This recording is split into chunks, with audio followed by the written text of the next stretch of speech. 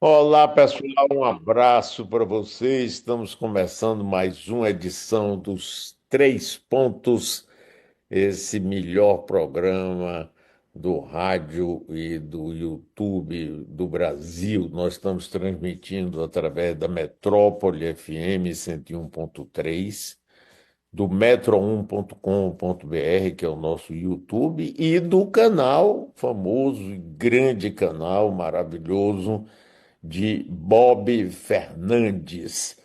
E vamos começar a trabalhar aqui todos juntos, dando uma saudação inicial ao nosso grande Jânio de Freitas. Alô, Jânio, como vai você? Como vai o Rio de Janeiro? Porque eu estou na Califórnia com meu filho. Você disse que estava no Rio com o seu. Eu quero saber como é que você está, meu querido. Tudo bem, sem maior novidade. O dia já esteve com uma cobertura de névoa branquinha, cobriu tudo, tudo. Você via a rua do outro lado. E agora essa névoa dissipou um pouco, mas não completamente. Seria ótimo se aí estivesse uma promessa de chuva, mas não é ainda. Ontem caiu uma chuvinha muito fina, uma coisinha, aliás, não é uma chuva, é uma garoa que os paulistas pensavam que era chuvisco, mas não é, é uma nuvem, né? É uma névoa úmida e como molhava as cabeças deles, achavam que era uma chuva. Que a garoa era uma chuva, não é. Mas choveu muito ontem em alguns bairros aqui no Rio de Janeiro. É, tem chovido bastante, mas não aqui na orla. E as plantas estão sofrendo muito, todas elas. Pássaros têm que se deslocar para beber água. Nem todos fazem o que eu faço, que é pôr lá Bom, fora pensei água, que era comprar água mineral. comidinha. É, Pois é, ô Puridade, cadê a imagem de Marcelo aí, só para ele dar, cumprimentar e pedir a bênção aí, essas figuras maravilhosas. Cadê Marcelo? Oi, Marcelo. Estou aqui, não sei se vocês estão me vendo, mas Então, estou Estamos. aqui sim. hoje, um raro dia de chuva. Eu estou aqui com a minha capa de chuva que acabei de ir no portão de casa e recebendo meu pai aqui, que é uma beleza, que é uma honra, que é uma maravilha, tendo tempo de discutir um monte e, pelo menos em teoria, resolver todos os problemas do planeta. Uma pena que a nossa teoria e nossas soluções não sejam necessariamente aplicadas ou talvez até aplicáveis, mas que a gente resolve os problemas do mundo juntos, a gente resolve. E é É uma uma honra ter alegria enorme. vocês. É uma alegria enorme estar aqui na casa de Marcelo, ele e a esposa dele, Eduarda, figura maravilhosa que me trata aqui, rapaz, fica pão de ló. Sérgio Augusto, me conte aí, você tem alguns temas aí, Bob também tem. Sérgio, você queria falar já alguma coisa aí? Eu queria saber se você viu por acaso algum setor do Exército que o Marco do Vale, o Mar pediu para ser invadido, para invadir o Brasil aqui, o Marcos do Vale, o senador. Eu Ele vi. pediu uma invasão de tropas aqui no Brasil para Ele, pegar, prender o Lula, ele prender podia, o Xandão e liberar o passaporte dele, né? ele podia pedir para o pessoal dele da SWAT, né? É, porque ele é íntimo da SWAT, foi, né? Um guru da SWAT, cara. E alguém acredita nisso. Ah, Agora, menos começando o aí, Flávio Dino. Diga, Sérgio. Começando aí com o tema político, que a gente, político de um modo geral ou não, Jânio de Freitas sempre bota bola no campo. Por favor, Jânio, o que é que você está vendo aí? O que é que você gostaria de conversar com a gente agora, Jânio? Olha, podemos dar os nossos palpites a respeito da resposta que conviria ser dada ao governo Trump pelo governo brasileiro, em razão dos 25% de taxação sobre aço e alumínio do Brasil importados por empresas americanas. Eu começo essa palpitaria achando que simplesmente não se devia, em primeira hora pelo menos, responder nada. Deixa que ele aplique lá os 25%, 5%, 15%, quanto ele quiser. O prejuízo fica sendo dele. Aqui no Brasil, as empresas que exportam terão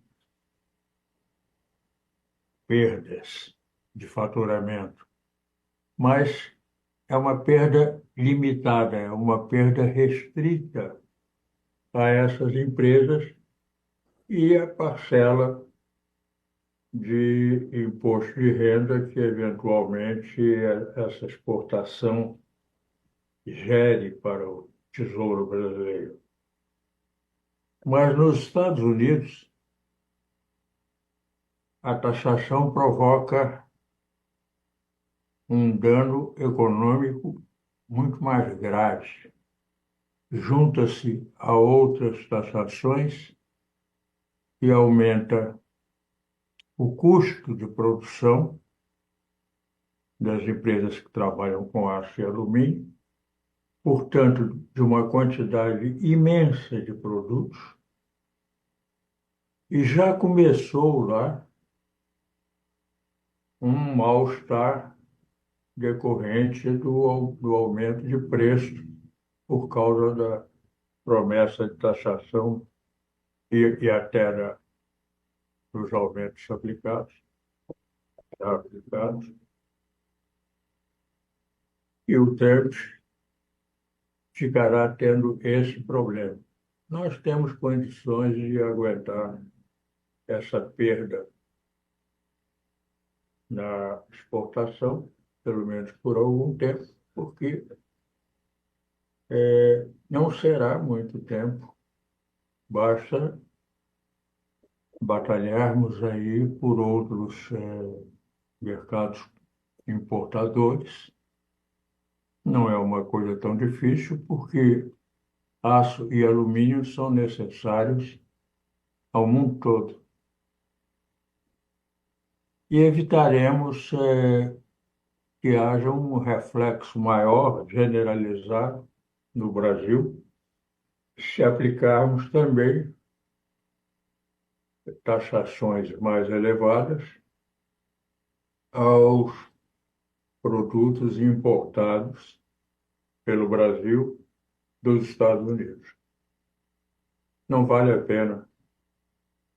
Não há por que nos jogarmos no mesmo buraco prejudicial em que o Trump está lançando a sociedade americana. Esse é o meu palpite. É. Bob Fernandes, você disse que tinha um assunto que gostaria de ter um tempo para a gente conversar. É, eu, Só, eu, só, só um detalhe, eu ontem estava lendo um artigo que o Cid aposta como a América será a sétima falência do Trump, com dados, tal, uma coisa interessantíssima. que artigo foi esse? Onde? Artigo li não sei onde, passei por uma revista aí que tinha esse artigo. Uhum. É o Olha, que é bastante crível, a meu ver.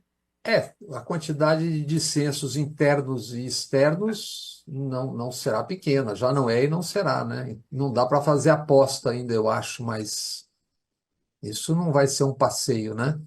Em comum temos o problema do ovo, né? Começou lá, uma semana a gente só falava que o ovo estava sendo vendido por unidade, coisa e tal. Agora nós Tá, estamos com tá, tá. problema O com ovo o aqui ovo. tá caro.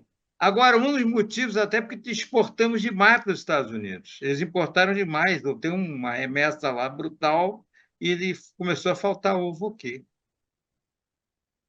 Mas olha, eu queria começar o meu sobrevoo por uma entrevista, o João Santana, que é um profissional brilhante dessa área de marketing e comunicação no Globo hoje, ele diz que desde 2022 era detectada algo que ele chama hoje de fadiga de material, referindo-se à imagem de Lula, etc, etc. Eu, o João trabalha com pesquisa o tempo todo, sabe o que está falando. Eu só queria ampliar um pouco isso para começar, lembrando que aquele filósofo que a gente já citou aqui, o italiano Bifo Berardi, né, Franco Berardi, ele diz que as categorias sociologia, antropologia, já não conseguem decifrar exatamente o que está acontecendo no mundo, que ele chama de uma revolução tecnoantropológica. Quer dizer, o que está acontecendo, essa monumental entrada de redes assustando o mundo e mudando tudo? Acho que o Milei é resultado disso, o Trump é resultado disso, o fenômeno eleitoral que teve em São Paulo, que foi o Pablo Marçal, é um resultado disso. Então, acho só que isso é mais amplo ainda do que apenas aqui. Mas eu vou iniciar o meu sobrevoo. A gente, nesses 2 anos, nós temos conversado aqui sobre a fragilidade de um governo que tem enorme minoria no Congresso e conversamos sobre os erros, não são poucos, e o que parece ser a incapacidade de agir e reagir ao cerco crescente. Essa incapacidade vai se espraiando e termina sendo e soando como se fosse uma coisa coletiva de todo o governo, tal, ainda que haja setores funcionando melhor ou não. E uma anomia que chega às ruas. Percebe-se claramente isso. É como se, mesmo o que está certo, esteja ou estivesse errado. Eu vou dar um sobrevoo num aspecto do Brasil hoje, que é a desconstrução e construção de projetos de poder e candidaturas. Projetos tocados de cima para baixo. Um levantamento feito por Lilian Cunha, publicado no UOL, constata, em 4 anos, essa entidade no Brasil, tratada como algo sobrenatural, chamada o Mercado, errou 95% das projeções sobre economia e bolsa. 95%. Tais erros são, na maioria deles, reproduzidos acriticamente por jornais, pelas mídias todas. 79% do que a gente lê, já falamos disso aqui, nas mídias digitais sobre economia, etc., é publicado por meios que pertencem aos bancos e ao setor financeiro. Matéria da Denise Godoy, na revista Piauí, do ano retrasado. Sejam conscientes ou não, esses erros ou intenções moldam os ambientes social, econômico e político. Acho que a gente concordaria que é uma influência muito grande do que a gente está vendo, lendo o tempo todo. E servem à construção de candidaturas, projetos de poder e desconstrução. Dias depois da eleição municipal, aqui nesse programa e no nosso canal, nós comentamos o destino de 2 envolvidos em crimes eleitorais em São Paulo. Pablo Marçal foi votado por quase 1/3 da população da cidade de São Paulo, e se não tivessem inventado aquela farsa das drogas para acusar o Boulos com um atestado falso, ele provavelmente teria chegado ao segundo turno, porque estava numa ascensão brutal na reta final. E ele brotou exatamente desse mundo em decomposição, das redes, etc., etc., uma chamada distopia. Marçal saiu da eleição como um fenômeno eleitoral. E se fosse para um partido tipo União Brasil, um partido grande, seria um forte candidato à presidência da República, ou será, porque certamente ele vai recorrer do que aconteceu com ele há pouco. Nos dias seguintes à eleição, já era previsível, nós conversamos aqui, Pablo Marçal seria, como foi até o momento, tornado inelegível para não atrapalhar a candidatura preferencial dos donos do poder, do dinheiro, etc. A candidatura de Tarcísio de Freitas, o capitão do Exército, que no segundo turno também cometeu um gravíssimo crime eleitoral na manhã da eleição, ao fazer uma vinculação entre o PCC, que estaria pedindo votos com um salve para Boulos. Isso assistido por milhões de pessoas. O TRE disse que não recebeu nenhuma informação, nem nenhuma nada a respeito disso. O capitão Tarcísio do Exército, ele encarna concomitantemente pelo menos dois projetos de poder. O dos militares, que é o habitual de manter a tutela explícita ou não, e o do sistema financeiro, que hoje, sabemos todos, é transnacional. E o que aconteceu nessas etapas dessa construção nas últimas semanas? No dia 21 de fevereiro, o Brasil já carnavalizado, o juiz da primeira zona eleitoral de São Paulo, Antônio Maria Patino Zorzi, tornou Pablo Marçal inelegível por crimes eleitorais. Crime eleitoral. Marçal vai recorrer. E na quinta-feira, nas cinzas ali no pós-carnaval, no dia 6 de março, 15 dias depois do Pablo Marçal inelegível, o mesmo juiz, Antônio Maria Patino Zorzi, da mesma primeira zona eleitoral, absolveu Tarcísio de Freitas. O direito permite múltiplas interpretações, inclusive a de que não houve o crime que todos nós assistimos ao vivo.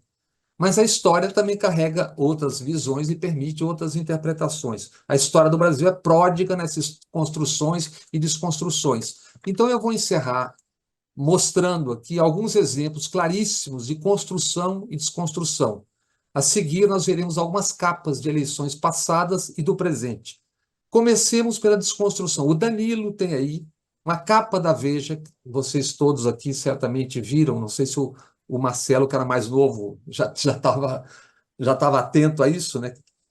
Que era a véspera da eleição, Collor versus Lula, em 1989. O Danilo tem essa capa aí, se ele puder pôr aí para a gente ver, tá? Olha lá. Na parte de cima, vermelhinha ali, está escrito, é os signos, a junção de signos. Tensão em Porto Alegre, ferido e lojas depredadas numa tarde de violência. E na manchete principal, a foto Lula, a capa e o título e a chamada alertam. Lula e o capitalismo. As mudanças que o PT promete dividem o Brasil. As mudanças que o Collor prometia também dividiam o Brasil. A reportagem é uma peça de terror, dizem alguns trechos. São sindicalistas com variados graus de agressividade e seitas esquerdistas que adoram elogios ao sandinismo de Nicarágua e ao comunismo de Fidel Castro e luta de classes. Há 36 anos, a mesma conversa que a gente segue ouvindo. Em 89, a Veja seguia tocando o terror na reportagem. Aspas. Donos do próprio negócio têm a impressão de que vai ficar muito difícil trabalhar, investir e ganhar dinheiro caso a hipótese Lula se transforme no presidente Lula. Quem tem uma casa posta para alugar se pergunta o que vai acontecer. E ainda veja, advogados querem saber se os clientes terão dinheiro para pagar. Nuvens ameaçam as carreiras e alarmam sobre as chances de todos perderem seus empregos. Como se vê na próxima capa aí com o Danilo, a mesma Veja, assim como grande parte da imprensa, desde 88 festejava Fernando Collor. Tem uma capa aí chamada O Caçador de Marajás, que é uma capa anterior a essa aí é de 94. É O Caçador de Marajás, mas tem a capa que todo mundo conhece. Danilo tem aí duas capas, que são essas que estão aí, De Olho no Planalto e Por que Lula assusta o mercado. Isso é 94. Depois, Danilo, você tem aí a capa do José Serra, sorrindo, angelical, em 2010. É uma outra capa, Danilo. É do José Serra sorrindo aí, olha que sorriso lindo. O título é Brasil pós-Lula. Depois, 2014, duas capas com Aécio. Tem aí, Danilo, por favor, as duas capas com Aécio. O Poder de Aécio e o Aécio, o Fator Surpresa. Em 2017, já prevendo 2018, aí tem uma capa da revista Isto É. Só que isso era a reprodução do praticamente o que era feito em todas as capas. Nasce o anti-Lula. Isso é João Dória, o breve, que passou como um cometa pela política e já caiu fora. Tá? E agora, para encerrar, sem surpresa nenhuma, 15 dias depois do Pablo Marçal inelegível e 24 horas depois do Tarcísio absolvido, sai uma capa da Veja, que é essa que o Danilo vai mostrar aí. O Plano T, T de Tarcísio. A capa, o título e a intenção trazem, ao mesmo tempo, rastros com fissão, DNA e o BO de mais uma temporada brasileira de construção de candidatura. Isso corre paralelo a tudo que a gente tem falado aqui, erros do governo, a fadiga de material, etc. Mas é só para a gente também ter a perspectiva de como é que esse jogo é jogado sempre com a participação nossa, do jornalismo. Porque se 95% das previsões, das projeções estavam erradas e foram para as manchetes, pelo menos 70%, 80% acriticamente, isso constrói ambiente social, político e social. É isso. Jânio de Freitas, é com você agora. Olha, eu não concordo com esse antropólogo, sociólogo, não sei, Franco Berardi. que o Bob citou, porque essa coisa, uma causa tecno, não sei o que ele disse, porque situações equivalentes à atual, até com semelhanças entre personagens, ocorreram, por exemplo, nos anos 20 e 30 do século passado, pelo mundo inteiro, nem foi só no Ocidente, foi no mundo inteiro, porque na Ásia aconteceram coisas muito parecidas, por exemplo, no Japão, né? Antes Quando de, nascia o rádio, né, João? Hein, Jânio? hein? Quando nascia o rádio.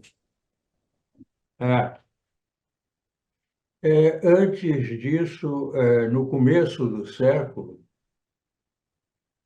pré-Primeira Guerra, o clima foi muito parecido, né?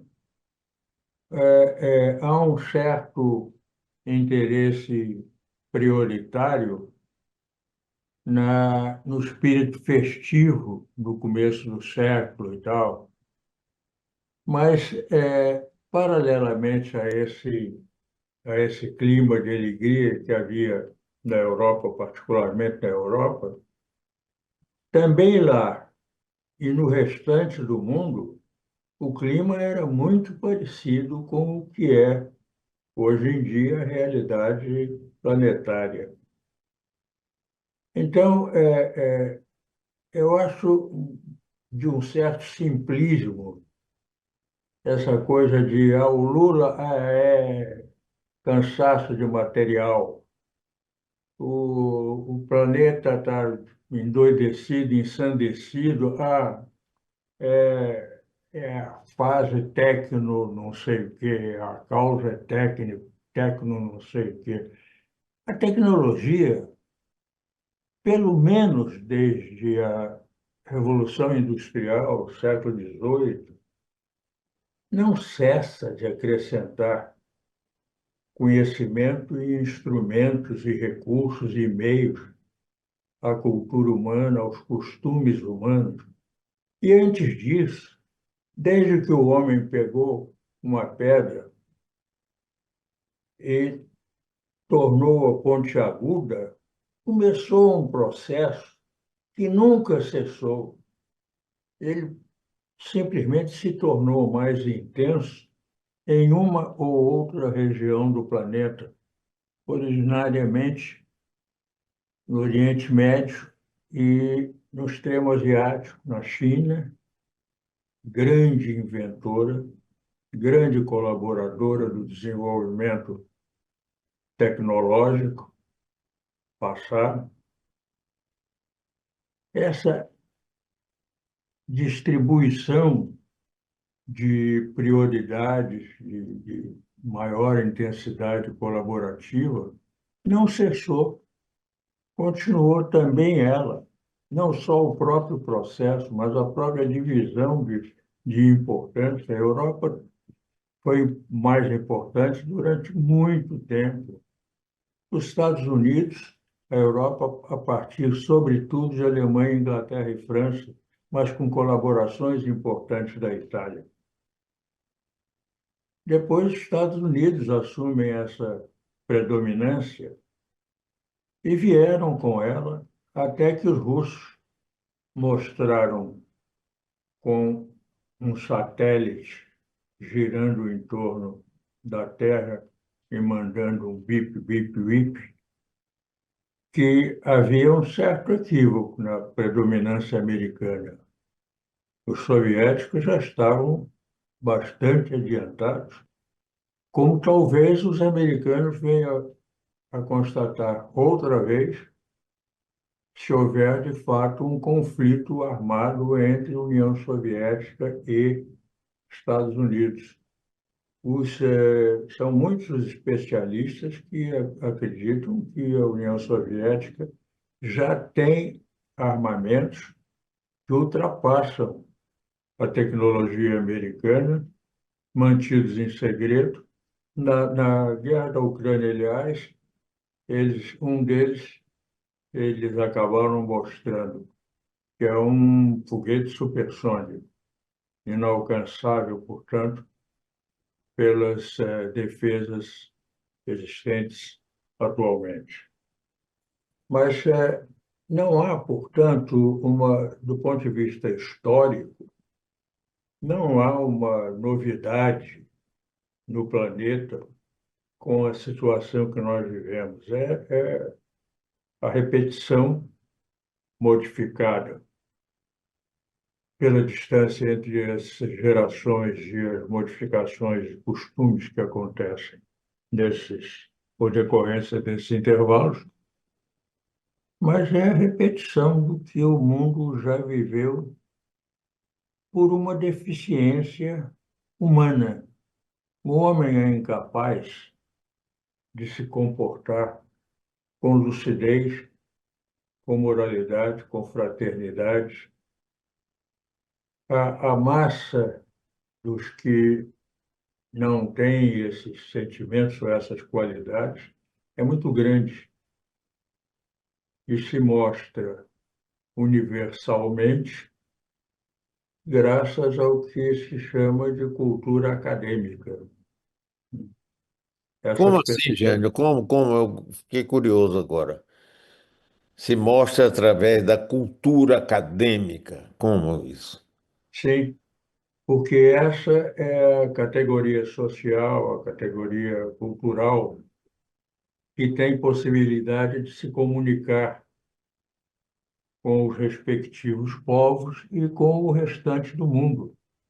Esses são os que têm acesso à divulgação, têm o conhecimento, o científico, cultural, e dispõem dos meios que os outros põem à sua disposição para que eles divulguem as suas teorias, boas ou mais, saudáveis ou ensandecidas. São as vítimas desses processos que oferecem esses meios para a difusão do que é bom ou do que é ruim, incapazes de presumir o que seja bom e o que seja ruim para a humanidade. Jânio, Sim, uma pergunta. Você não acha que a explosão tecnológica, essa explosão tecnológica, multiplica tudo isso numa quantidade absolutamente extraordinária? Quer dizer, como é que surge o Pablo Marçal do nada? Ele surge via redes, ninguém sabe quem é esse sujeito. E no meio da confusão, isso que chama de distopia, que é uma decomposição cíclica da humanidade, como você está dizendo, né? Mas você tem um processo agora tecnológico que tem uma influência brutal, inclusive no jornalismo. Nós estamos aqui, não fosse isso, estaríamos talvez em lugar nenhum, porque não seríamos aceitos em determinados lugares. Quer dizer, não, esquecendo o Berardi, né? Até porque a academia tem produzido uma profusão de literatura exatamente sobre esse processo. Quer dizer, eu fico tentando compreender como isso está sendo gerado no hoje. Certamente a humanidade já viveu ciclos tantos, inclusive nas eleições, já teve hipopótamo eleito, macaco, etc, etc. Já tivemos períodos de loucura, mas tem uma coisa tecnológica agora que é avassaladora. O Por nosso exemplo, amigo, o por nosso exemplo, amigo, não Diga, pode, Sérgio, quero ouvir não, você. não, que o nosso amigo Adalto Novaes realiza há alguns anos um ciclo de conferências chamado Mutações, exatamente dedicados às mutações que ocorreram por causa desses avanços tecnológicos. Uhum. Olha, os recursos de comunicação não ficam como exceção no desenvolvimento de meios que a humanidade pratica desde sempre, desde a pedra lascada. Os meios de comunicação, as maneiras de comunicar, também vão se desenvolvendo. Elas acompanham ou, eventualmente, até em um ou outro momento, podem ter antecedido. De repente, o telégrafo porta um avanço gigantesco na comunicação, Uhum. o rádio e por aí afora. O rádio mudou até a maneira de escrever dos bons jornalistas, né, do jornalismo mais avançado. Criou-se o lead, por aí afora, tal, técnicas de escrita de notícia, uma coisa corriqueira, vulgar, do dia a dia. Sofreu essa influência importante, decisiva. Então, é natural que você, de repente, se pergunte, pô, como é que o Marçal apareceu, de repente, do nada, de um bueiro, provavelmente, e tal, saiu esse sujeito. Mas você também pode se perguntar, e o Hitler? Que era um ex-cabo do exército, pobretão, tentando vender uns desenhos, reprovado da Escola de Belas Artes de Berlim. Dizem os livros que porque não tinha talento nenhum. É mentira. Ele desenhava muito bem.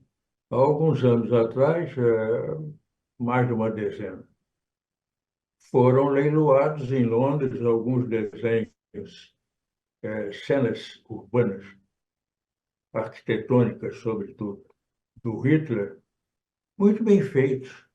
O que aconteceu, muito provavelmente, eu não tenho nenhuma documentação a respeito, mas é a interpretação que eu posso dar à reprovação de alguém que fazia aqueles desenhos e que queria, considerava-se ainda um aprendiz e queria fazer um curso de desenho, pintura. A interpretação que eu faço é a seguinte: aquele era um momento em que a arte passava por transformações muito audaciosas. Era uma fase em que se projetavam ou começavam a emergir os Picassos e seus companheiros, e Braque, enfim, uma infinidade de pintores que vinham já do impressionismo do final do século XIX. Então, o Hitler se apresenta com a sua maneira acadêmica de desenhar. Era, digamos, um retratista desenhando, mas um retratista não de pessoas, não sei se ele desenhou seres humanos, mas de cenas, Paisagista. sim. E claro que aquilo não se adequava ao espírito que a arte vivia naquele momento de uma gigantesca revolução, né? O abstracionismo predominava, né, como interesse, o deformismo, enfim, não era algo que abrigasse algum autor de desenhos à maneira do Hitler. Mas, de qualquer maneira, voltando ao principal do nosso assunto, de onde veio o Hitler? Também se pode perguntar se não foi de algum bueiro de Berlim, E também de e que 18, né? não sei o quê. É. Mas, hein? Da Também guerra, também da do guerra de resultado da 18. Primeira Guerra, né? É, Mas agora eu queria ouvir Marcelo, aqui da Califórnia. Ele mora há 10 anos aqui, assistiu essa eleição. e vive esse momento de Trump. E aí, Marcelo, você tem alguma coisa a dizer a gente aqui? Não, eu assim, primeiro estou ouvindo que ouvir é um exercício importante e aprendendo muito. Mas eu eu gosto desse assunto dos meios de comunicação e dos momentos, apesar de, né, a gente ter na história da humanidade essa evolução constante, tem momentos de aceleração e ruptura. E eu acho que existe um erro, pelo menos no campo do marketing político, que eu já fiz parte no passado e eu enxergo ainda como um amante da arte, mas a uma certa distância, que assim, se fala muito nas mudanças de comunicação com as redes sociais, no sentido de as ferramentas de comunicação mudaram. Mas eu acho que o que às vezes não se percebe é que, assim como aconteceu com o rádio também, esses momentos de aceleração de tecnologia mudam o comportamento das pessoas, muda a cultura. Isso. E eu acho que o que está acontecendo hoje, que uma das coisas que eu acho que afasta boa parte das pessoas no planeta do campo da esquerda é com as redes sociais, você começou a enxergar muito mais a vida do outro e as pessoas pintam vidas incríveis e geralmente baseadas em alguma coisa material, um carro incrível, um drink incrível, uma viagem incrível. E as pessoas estão começando a anseiar diretamente aquele sucesso. Então, se em 2002, 2003, uma oferta eleitoral de programas que ajudavam, né, a tirar, a te apoiar na base da pirâmide de Maslow ali nas suas necessidades, como Bolsa Família, luz para todos, educação básica e tal, as pessoas hoje querem pular para ser um empreendedor de sucesso e andar de helicóptero. Uhum. E aí você vê pessoas, né, como o Pablo Marçal que vão direto nessa oferta, entendeu? Ele vende esse sonho, um Vende a sonho esperança. completamente maluco, na minha opinião, infundado, mas as pessoas estão mais individualistas do que nunca, mais materialistas do que nunca, o Deus é mais o dinheiro do que nunca. E aí todas as ofertas do campo de esquerda ficam irrelevantes e ficam velhas e ficam antigas. Não adianta fazer pé de meia, Bolsa Família 2, PAC 3, porque tudo isso não está falando com o que a população anseia hoje. E é difícil fazer uma oferta para esse campo, até porque, assim, na maioria dos casos vai ser uma oferta mentirosa, porque, na verdade, não existe um jeito de você sair do zero para O Viu? estar helicóptero. andando de Ferrari na favela, É. como todo dia tem noticiário de um influencer que faz isso. Então, esse eu acho que é um dos fenômenos que é forte e, na minha opinião, pouco lido. O outro, que eu acho que tem a ver até com o que Jânio estava falando da arte da época de Hitler, que é quando o mundo acelera demais, as pessoas reagem e ficam mais conservadoras. Eu moro aqui na Califórnia, que é um estado super progressista. E na escola de minhas filhas, eu tenho duas filhas que agora têm 18, 19 anos, mas quando a gente veio para cá, tinham 12, 13 anos. E já existia casos na escola de crianças com 10, 11 anos, pré-puberdade, que estavam entrando já em tratamento hormonal porque não se identificavam com o gênero e tal. E de repente eu me vi, eu e minha mulher, que não, sempre nos achamos, né, na ponta do progresso, tendo reações e dizendo assim, pô, peraí, é um pouco demais, tá cedo, será? E aí me fez pensar, se a gente que mora na Califórnia, que supostamente tem uma cabeça aberta para as evoluções de comportamento, está se assustando com algumas coisas, imagine as pessoas que não estão nessa ponta do progresso, né? Que são pessoas que têm um comportamento já por natureza mais conservadores. Então, eu acho que tem todas essas pautas que hoje assustam mais do que encantam. E eu acho que o campo da esquerda abraça com muita força e se distancia porque está começando a dar medo nas pessoas, entendeu? E aí Não, esse isso gera muita frustração e ressentimento, que são as duas bases fundamentais desse comportamento, desse sentimento do mundo atualmente. e é como a reação na arte que a gente estava falando, na época que você tinha movimentos para quebrar todo o formalismo e a coisa clássica da arte, deve ter assustado muita gente, que também falou, não, peraí, isso não é bonito, isso é estranho, eu não entendo. E aí volta para a arte clássica. Eu acho que tem esse outro fator de comportamento que está mais difícil para os campos de esquerda no mundo se conectarem com as pessoas do que os mais conservadores. É isso que eu acho que é preciso repensar. E repensar está difícil. Até porque, mesmo no campo da esquerda, muita gente se assustou naquela época com certas manifestações artísticas, né? E aí, Jânio? Eu já dei muitos palpites, agora eu quero ouvir palpites Se alheios. vire. Agradeço aí ao longo que o Marcelo nos deu.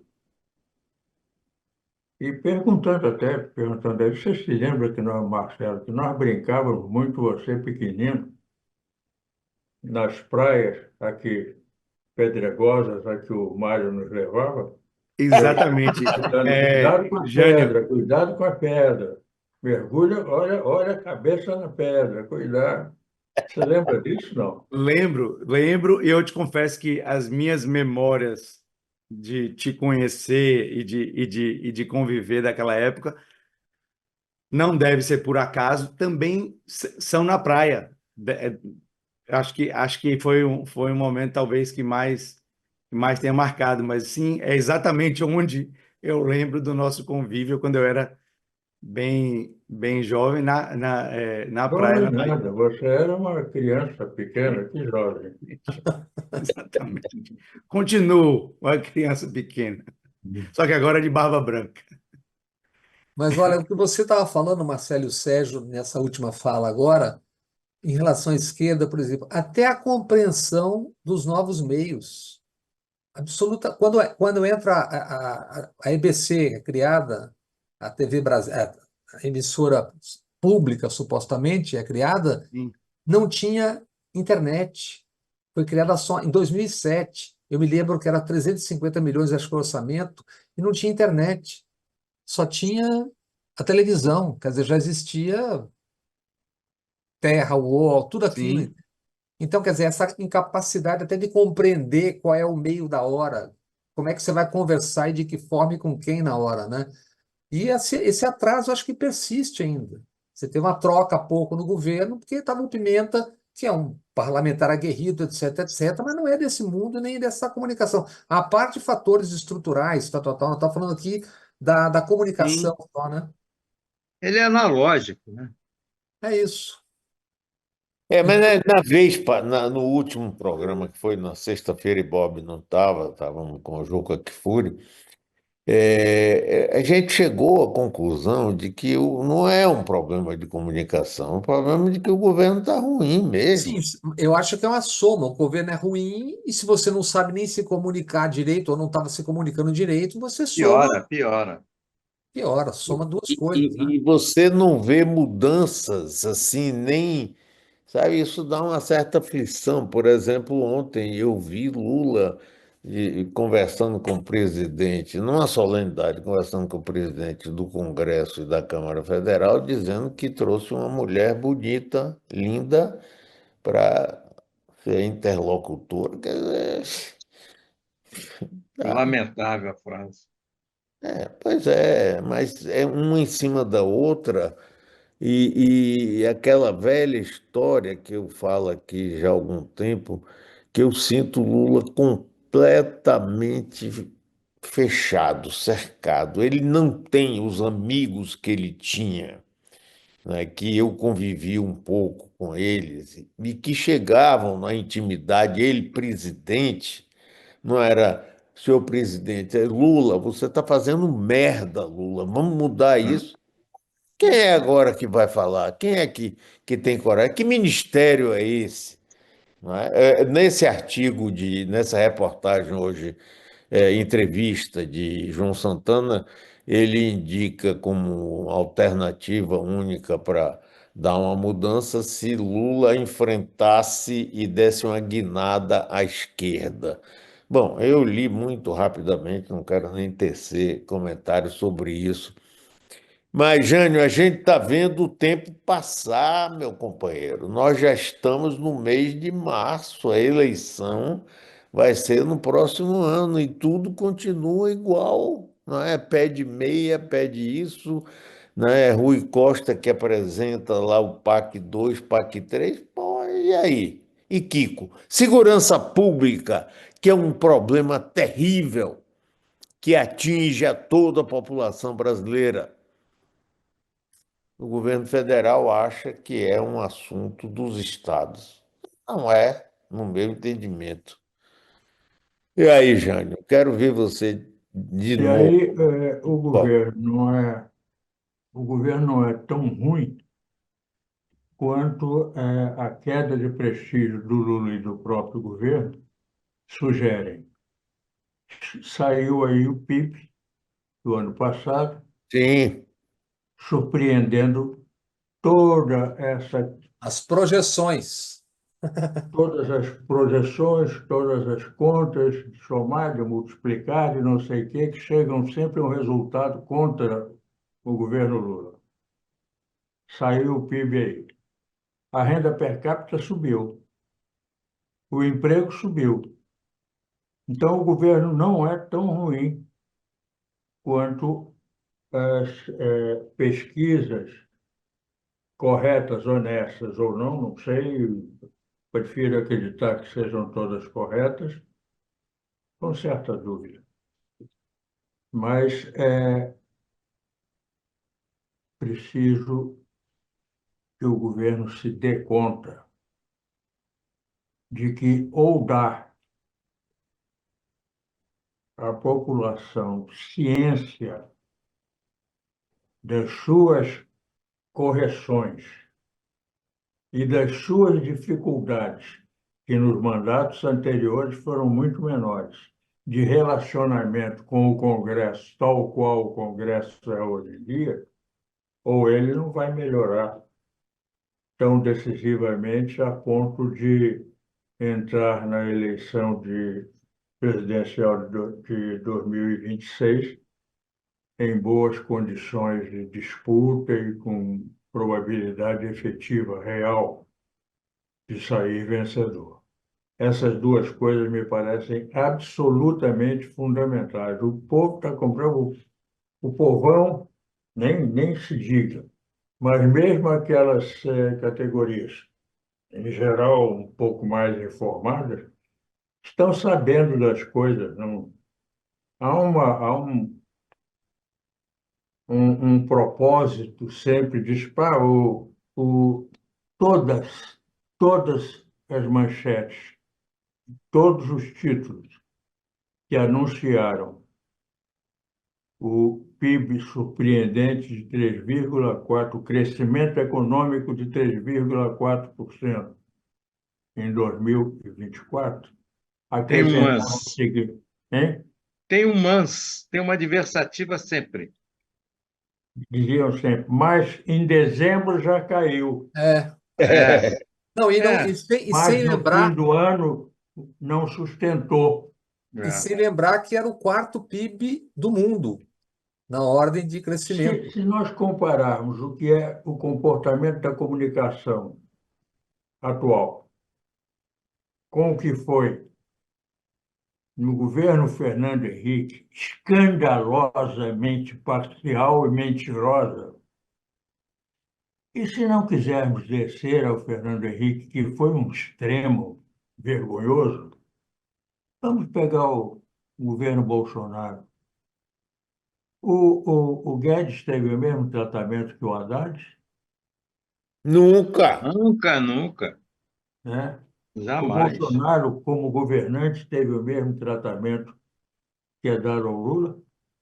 Não. Quantas asnices, quantas molecagens o Bolsonaro disse todos os dias naquele curralzinho que ele mantinha diante do palácio. E fora dali, nas oportunidades todas que ele teve. Como foi que a imprensa tratou aquilo? É a construção e Como é que a desconstrução. imprensa trata uma frase boba dita pelo Lula com intenção de ser engraçado, com intenção de fazer humor? E de responder ao que o Bolsonaro dissera horas antes ou dias antes sobre mulher, né? Mas Falando ele mulher feia, Todas as petistas eram horrorosas, horrorosa, incomíveis. feia, mulheres Não, não foi incomíveis, só isso, não. Ele chegou a dizer que eram incomíveis, incomíveis. É, incomíveis. E isso passa batido. é. Passa batido. Quem está com ele, acha que é isso mesmo, e que são feias, porque são revolucionárias, intelectuais, e são mal assistidas sexualmente, para não dizer maltrepadas. Não é? Rapaz, é um horror. Agora, tá, esse é um dado da realidade. Como furar essa realidade para fazer com que isso que Jane falou, 3,4% do crescimento do PIB, de menor desemprego, tudo está acontecendo. Chegue ao povo, porque não chega, não adianta, não está chegando, não chega, só chega coisa. E como é que se fura isso se o próprio governo não acertou ainda em furar essa bolha? Como é? Quem é que tem palpite aí? Isso é um problema de comunicação. Quando eles falam isso, quer dizer, os próprios comunicadores, que o problema do governo é de comunicação, eu acho que eles estão fazendo uma autoanálise, porque o problema de comunicação é dos próprios comunicadores, Ué, jornalistas e analistas. se 95% das previsões estavam erradas, como é É, que isso não constrói o ambiente social, político, etc? E como é que isso não constrói e desconstrói projeto de poder e candidatura? A parte de tudo mais. Então, 95% saíram onde? Saíram exatamente nas manchetes, todas. é. E Ô, quando sai, Marcelo, você que trabalha com isso, trabalhou mais, hoje você não trabalha, inclusive marketing político, você teria alguma Hoje eu ideia? trabalho com marketing de sacos masculinos, mas isso a gente explica depois. opa, Eu acho Opa, que, eba! eu acho que, na Você é verdade, não é urologista, não? quase.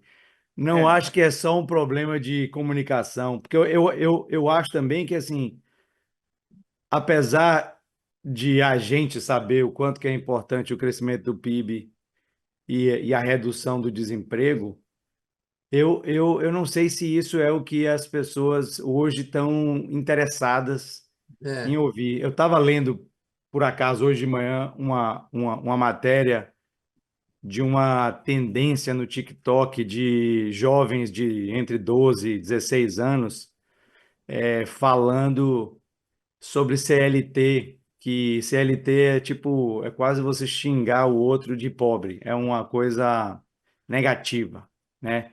Você, tipo assim, você vai ser CLT, significa que você vai se dar mal na vida, que você vai ser insignificante, pobre, etc. Eu acho que são esses pequenos simbolinhos que eu acho que mostram, assim, tipo, desemprego, emprego já não tá mais seduzindo as pessoas, entendeu? Elas estão querendo mais. De novo, se isso pode ser entregue ou não, ou até prometido ou não, é um problema, mas a gente precisa entender, pelo menos, que eu acho que não é as coisas que satisfaziam os anseios da população 20 anos atrás não satisfazem mais hoje.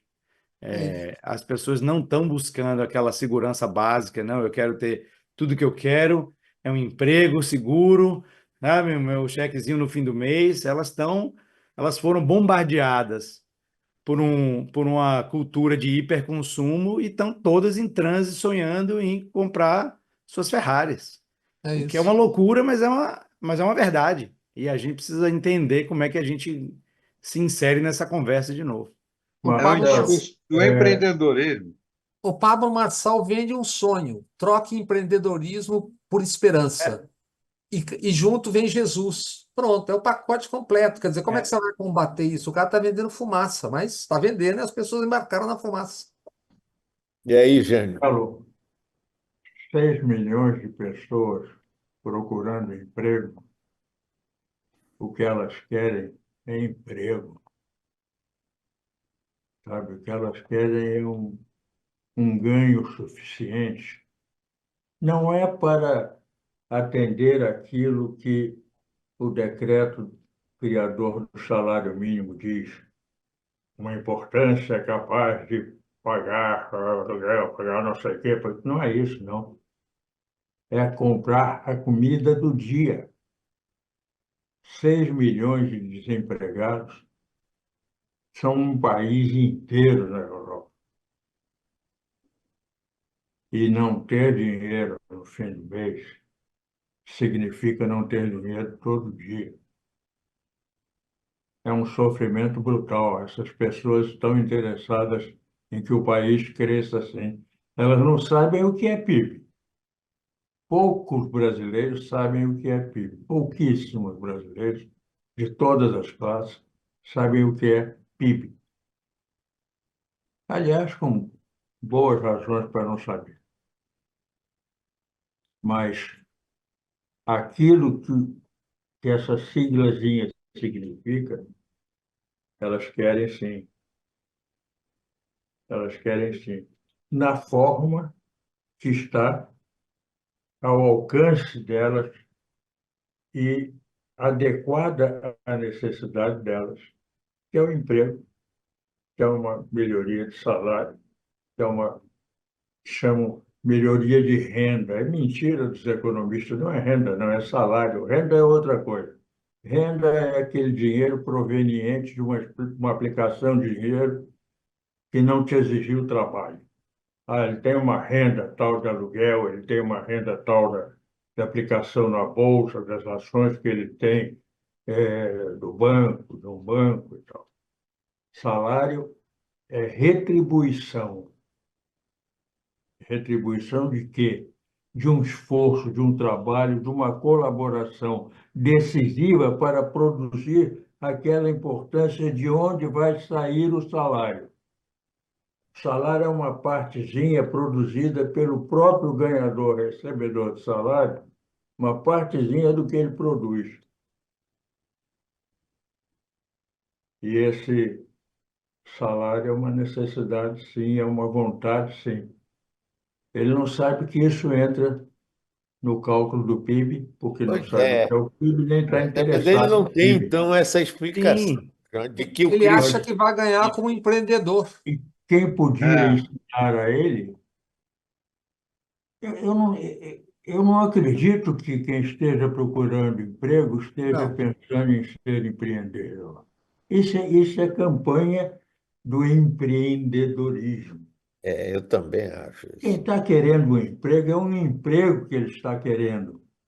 É ter um salário, ele trabalha, ele vai varrer a rua, ele vai encher o caminhão de lixo, ele vai produzir peças mecânicas num torno, ele vai, enfim, pintar paredes, mas ele, em troca disso, receberá um salário. Por isso ele aceita isso e por isso, mais do que aceitar, ele quer ter essa oportunidade. Ele quer ter a oportunidade de encher um caminhão de lixo, de varrer uma rua, de pintar uma parede, estando ele pendurado no 20º andar, lavando vidraça.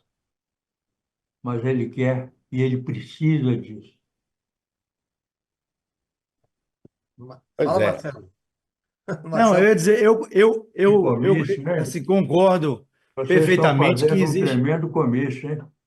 Não, Pô, olha essa eu esquerda concordo, aí. Jane, que Olha existe. esse esquerdismo aí. Cuidado com esse esquerdismo.